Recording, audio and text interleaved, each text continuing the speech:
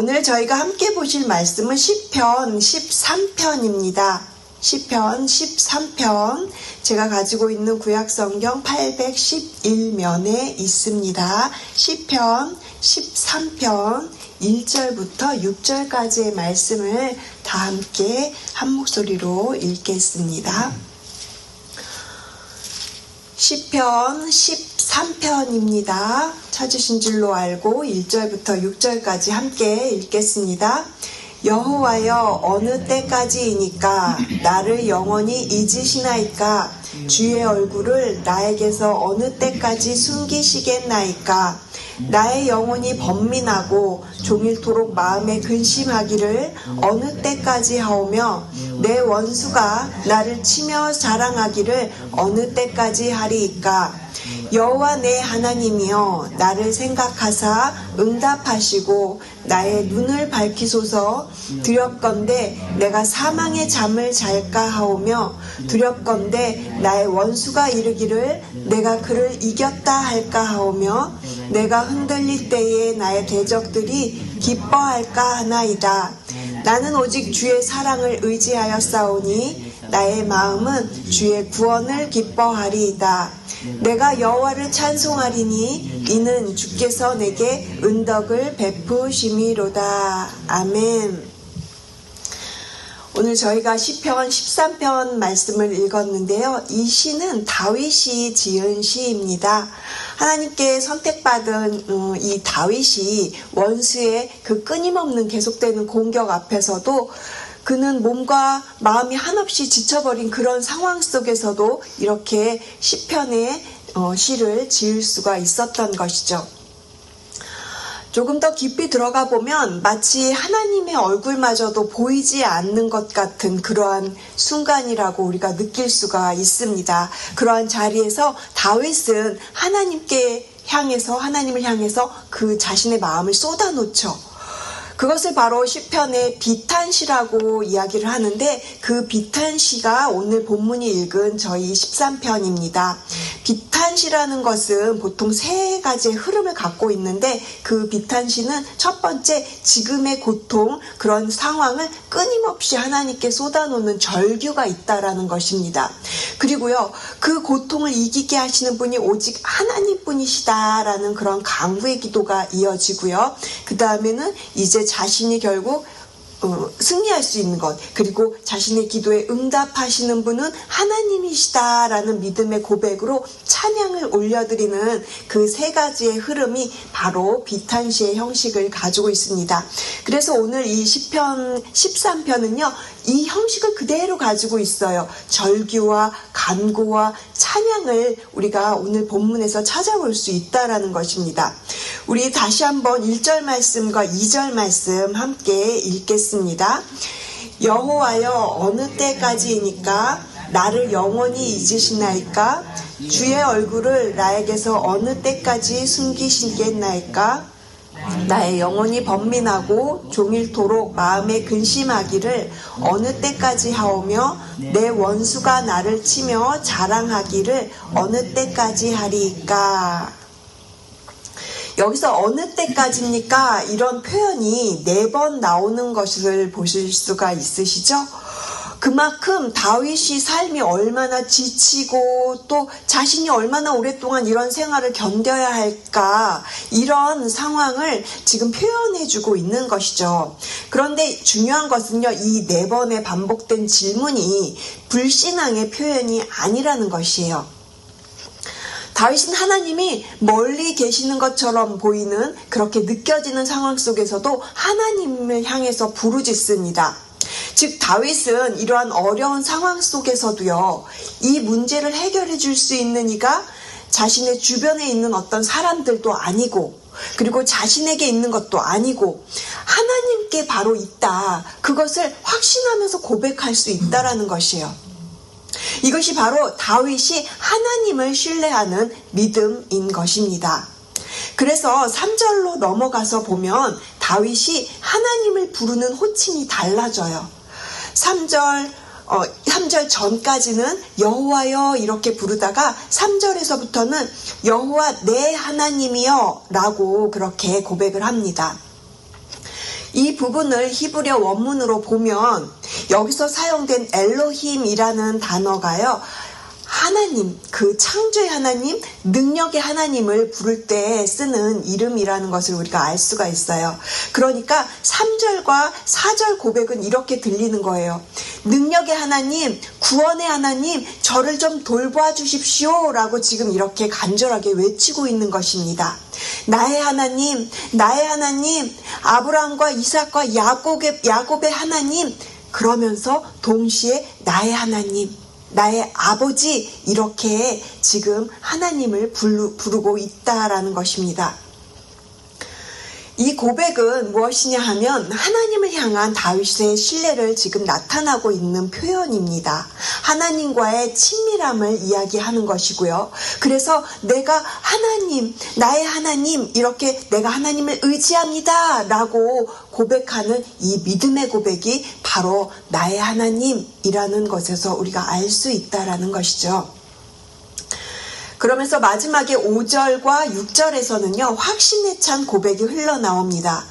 맨 처음에는 어느 때까지입니까? 하는 절규로 시작을 하였는데 하나님을 다시 바라보니까 믿음이 생기고, 그리고 그 믿음으로 붙잡고 결국 하나님을 다시금 사랑하면서 그렇게 확신과 찬양으로 고백하고 있다라는 것이죠.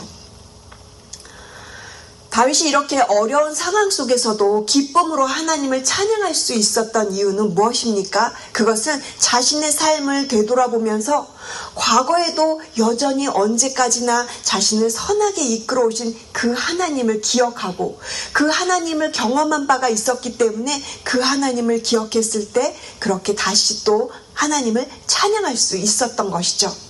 그것이 5절의 그 문체를 보면은 우리가 더 분명히 알 수 있는데요. 5절에 보시면 나는 오직 주의 사랑을 의지하여 싸우니, 여기서 의지하여 싸우니 이것은요 완료형입니다. 이미 여러 번 반복해서 하나님을 의지하면서 살아온 경험에서 이미 알고 있는 거예요. 그래서 의지하여 싸우니 이렇게 다윗이 고백하고 있는 거고요. 반면에 5절 후반절을 보시면 나의 마음은 주의 구원을 기뻐하리다 이러면서 이 표현은 기뻐하리다 미완료형인데 앞으로도 계속해서 기뻐할 것이다 라는 다짐이 담겨있는 문체인 것을 우리가 알 수 있습니다.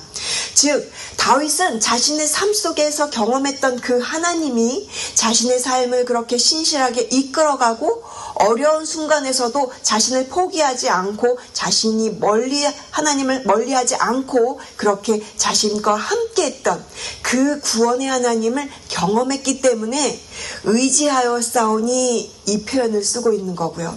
그런 확신 속에서 그러면 자신이 앞으로 이렇게 이 자신의 미래가 어떻게 될 것이냐, 그럼에도 불구하고 하나님을 찬양할 것이고 하나님을 기뻐할 것이기 때문에 기뻐하리다 라는 표현을 쓰고 있다라는 것입니다. 과거에도 하나님께서 나의 삶을 붙드셨으니 이제 앞으로도 그 하나님을 찬양하면서 살겠다라고 하는 믿음의 선포인 것이죠. 그렇다면 오늘 본문을 통해서 우리가 붙들어야 할 말씀을 세 가지로 정리해 보겠습니다. 첫 번째는 신앙은 고난 속에서 성숙해진다라는 것입니다. 야고보서 1장 2절은 우리에게 이렇게 이야기를 하죠. 내 형제들아 너희가 여러 가지 시험을 당하거든 온전히 기쁘게 여기라. 왜 우리는 시험 당할 때 기뻐해야 합니까? 우리가 시험을 통해서 고난을 통해서 그 고난이 우리를 단단하게 하고 하나님을 더 깊이 경험하게 만드는 시간이기 때문에 그렇죠. 우리가 시험을 통해서 그렇기 때문에 지금 이 자리에 어려운 상황 가운데 그런 어려운 시간을 넘어가시는 분들이 계시다면 이 말씀이 오늘 여러분들에게 새로운 힘이 되기를 그렇게 소원을 합니다. 그리고 둘째는 하나님의 침묵은 하나님의 부재를 의미하지 않습니다. 하나님께서 아무리 말씀하지 않으시는 것 같다고 느껴질 때, 그리고 하나님이 멀리 계시는 것 같다고 그렇게 느껴지실 수 있습니다. 하지만 성경은 우리에게 분명히 말씀을 합니다. 하나님께서 말씀하실 때도 함께 계시고 또 침묵하실 때도 여전히 여러분과 함께 하시는 그 하나님이신 줄로 믿습니다. 우리가 듣지 못할 뿐입니다. 하나님께서는 우리 모두의 그 간구를 당연히 다 들으시고 아신다라는 거예요. 그렇게 하나님은 우리와 함께 하시고요. 그리고 우리와 동행하며 걸어가시고 계시다는 그 확신이 저와 여러분들에게 넘치는 복된 하루가 되셨으면 좋겠습니다. 마지막으로 세 번째는요. 상황에 따라서 흔들리지 않는 신뢰가 참 믿음입니다. 잘 될 때는 누구나 주님을 신뢰합니다 라고 말하기가 쉽죠. 하지만 우리의 생각을 넘어서는 어려운 일이 찾아올 때, 예상치 못한 일이 있을 때, 그때가 진정으로 믿음이 시험되고 있는 순간입니다. 오늘 저희가 읽은 이 시편 13편의 배경은요, 다윗이 사울 왕으로부터 도망 다니는 동안에 이 시를 기록했다고 합니다. 다윗은 사울에게서 쫓겨다니는 긴 시간 동안에 하나님을 향한 신뢰를 버리지 않았어요. 그래서 이 시의 마지막이 찬양으로 끝날 수 있는 것이죠. 사랑하는 성도 여러분, 상황이 어렵다면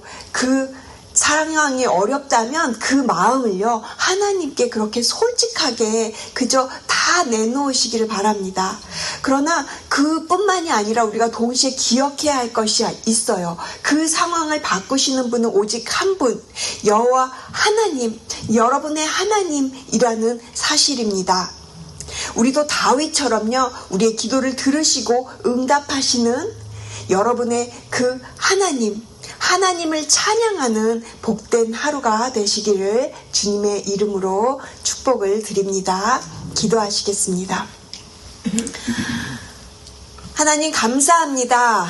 여러 가지 상황 속에서도 때로는 우리의 마음이 자꾸 약해지고 무너질 때가 있습니다. 끝날 것 같다가도 끝나지 않는 현실이 답답하고요. 다윗이 고백했던 것처럼 주님 도대체 언제까지입니까? 라고 하는 그 고백이 우리 안에도 있습니다. 이럴 때일수록 주님을 더 바라보게 하시고 말씀을 의지하여 힘을 얻는 하나님의 백성들이 되게 하여 주시옵소서. 우리의 믿음이 고난 속에서도 더 굳건해지게 하시고 어떤 상황 속에서도 하나님에 대한 신뢰가 흔들리지 않는 저희들에게 믿음을 허락하여 주시옵소서. 우리와 함께 하시고 날마다 우리와 동행하시는 주 예수 그리스도의 이름으로 간절히 기도드립니다. 아멘.